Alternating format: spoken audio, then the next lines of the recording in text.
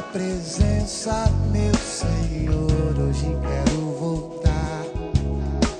voltar ao início de tudo, de quando eu era feliz, sentia a tua presença, caminhava ali no seu jardim, te encontrava todo dia, mas me perdi, Senhor, no caminhar. Tentei andar sozinho na aventura dessa vida, foi só ilusão.